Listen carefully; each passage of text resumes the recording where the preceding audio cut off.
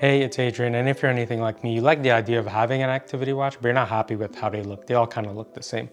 Luckily, there is the Withings ScanWatch, which does all the things an activity watch does, but it doesn't look like an activity watch. So today I'm just going to go over my experience with it for about a week, and I'll let you know a few things that you should consider before you get one for yourself. So let's get started. This watch I got from Amazon UK, and the reason that's important is because I looked at ordering it from Amazon Canada because I'm in Canada. However, some of the features on the watch are disabled due to health regulations in Canada. I have seen online that other people are having the same issues depending on the country they're from, so I'm going to leave a link in the description to the Withings site, and it shows you which countries have all of the features enabled. In terms of what you get in the box, so you have a manual here, you have this type of soft cloth carrying case with room for the watch, and the charger in the back here. Now the charger is pretty simple to use, so it charges by USB. So you would just connect these metal contacts here with the metal contacts at the back of the watch, and then that just sits right in. So it's a pretty simple system to use. So the first thing I want to take a look at is the design of the watch. So you can tell right off the bat, it really doesn't look like an activity watch at all. It's a really beautiful looking watch, and the light really plays nicely with the polished parts of the watch. Taking a look at the dimensions of the watch. So this watch is the 42mm version, and there is also a 38mm wide version as well if you have smaller wrists.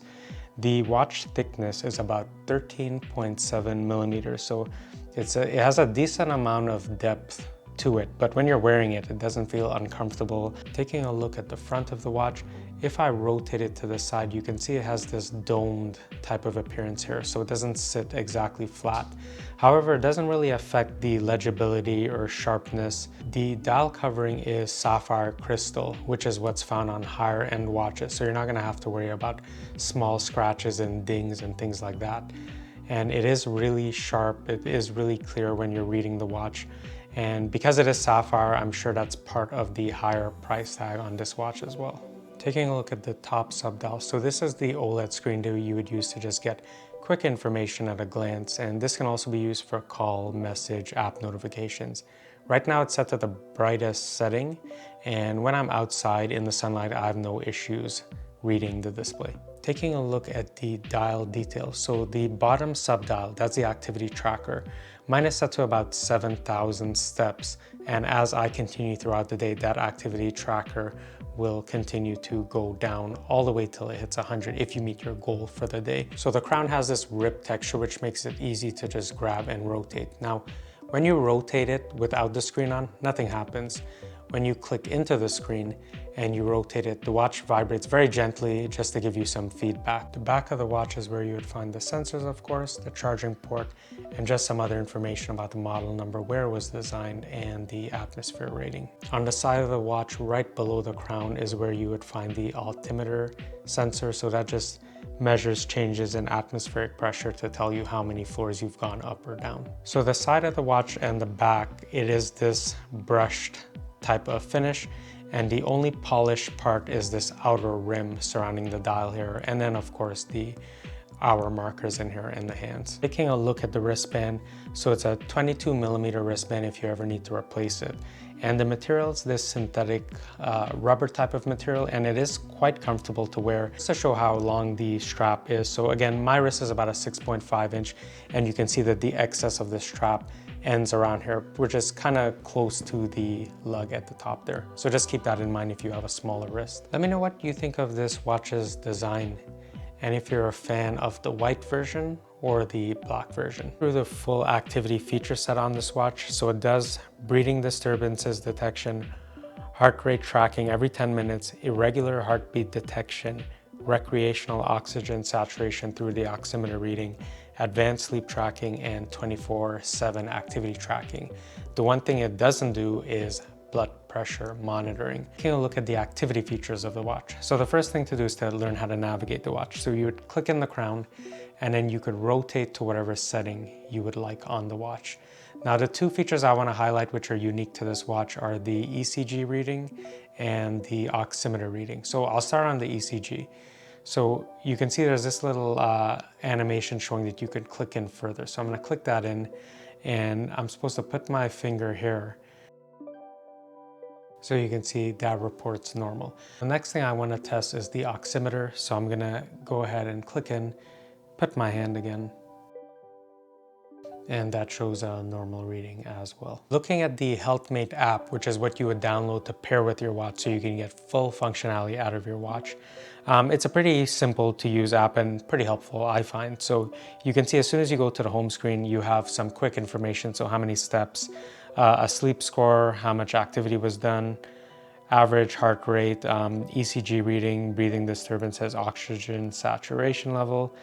And one thing I wanted to point out is this signs of AFib. So it did detect 3 events on 3 separate days, but I noticed every time my hand was on a mouse when it detected it.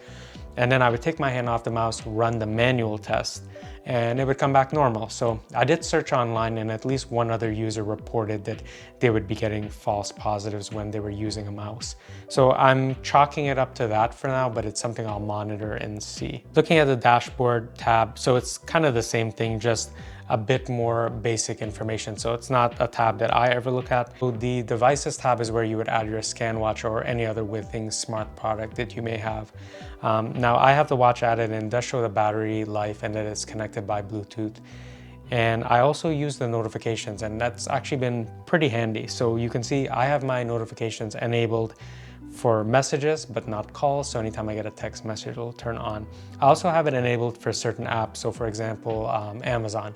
If I order something, if I get a delivery, it will vibrate on my watch so I can check it right away. That's super handy. One thing I find myself using a lot is the alarm. So you can see I have my alarm set to 9 a.m. from Monday to Friday, just in case I end up oversleeping, and that's been working very well. It vibrates very gently on your arm.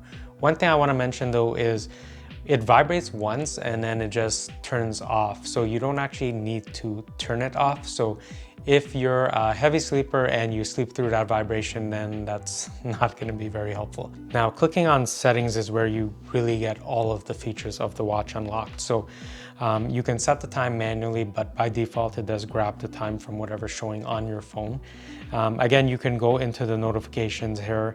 You also have an option to long press the crown and to launch whatever you'd like. So on mine, I have it set to launch workout. So if I'm gonna go for a walk, I could just long press on the crown and it would do that. Your other options are to do ECG or oxygen saturation. Taking a look at the display options. So this quick look option is pretty handy. If you turn it on and you just flick your wrist, the screen comes on.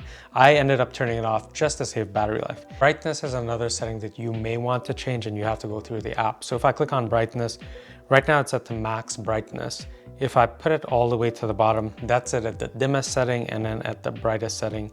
And of course, you can just set it to auto brightness if you want to save battery life even further. You can also customize the screens that you cycle through on the watch. So by default, you have to have the date as the first screen. So if I click in the crown, that's the first screen. Then the next screen is going to be heart rate, steps, and you can see that's corresponding on here. And you can also uncheck any type of info that you're not interested in seeing when you cycle through. Now look at the health features settings on the watch. You can see it does mention right wrist here. So the readings are affected by the wrist that you wear it on. So if you're gonna wear it on the left, make sure it's set to the right wrist. And the oxygen saturation, mine is set to on demand, but you see there is an option to monitoring it during sleep. And that is gonna affect battery life a lot, so I have it turned off. There's also the signs of AFib, that's turned on. There's a respiratory scan. It's set to automatic. Now there is an option here to keep it on all the time. And again, that is gonna affect battery life, which is why I have it turned off. So I wanna demo how this activity dial works. So you can see right now, it's right here, and my daily step goal is 8,000. However, if I was to reduce my daily step goal to something like 3,000, you can see once I hit confirm, this activity dial hand is just gonna really jump. So I'm gonna go back, and you can see it's now jumped down here. Looking at workout customization, if you know you only do a certain type of activity, you can just enable that, and all the other ones you could deselect, which is what I've done here. It's also an option to keep the display on while you're doing an exercise, but it does let you know that it is gonna reduce your battery life. The last tab, which is the profile tab, this is where you would edit your information. You also have an option to share a PDF report with a doctor or some other type of health professional. It also shows achievements, and It also has integration with a few other apps. So there's Google Fit, Strava, Runkeeper, MyFitnessPal, If This Then That, Nest, and Samsung Health. So would I recommend this watch? The watch is pricey at $300 US, but I think if you look at the materials it comes with, it is a sapphire crystal on the dial, so that's usually found in higher end watches.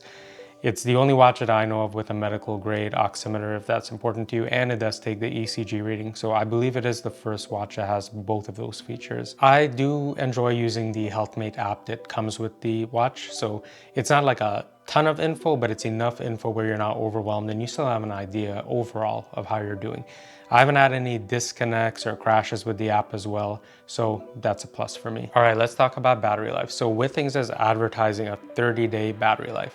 But like with anything, that depends on the settings that you're using on the watch. So based on the settings that I have, and I've played around for a bit to get the watch where I want it, I'm estimating I'll end up at around 2 weeks of battery life. Now that I've kind of got the settings dialed in where I want it, I'll probably get a bit over 2 weeks, but on average, I would say 2 weeks is pretty safe. So if you're interested in picking one of these up for yourself, I'm gonna leave some links in the description below. Keep in mind that depending on where you order it from, that's gonna determine which features are enabled on the watch. So I'm still in Canada, but the watch is fully unlocked because I got the UK version. If you're trying to decide if you should get the white version or the black version of this watch in the 42mm, here are the differences that I found, but there could be more. One is because the hands are so narrow on the white version, there is no room to apply lume. So if you're gonna be looking at the watch at night, you're gonna have to use the screen if you don't have enough light. The second thing is because the black version of this watch, the hands are so thick because of the lume, it is possible that when both hands are near the 12, from 11 to 1, they may obstruct the view of the LCD. So when you turn on the LCD, those hands jump out of the way. However, on the white version, because the hands are so narrow, they just stay in place. Lastly, let me know what you think about the review. If I missed anything, let me know. I'd be happy to take a look and respond to you.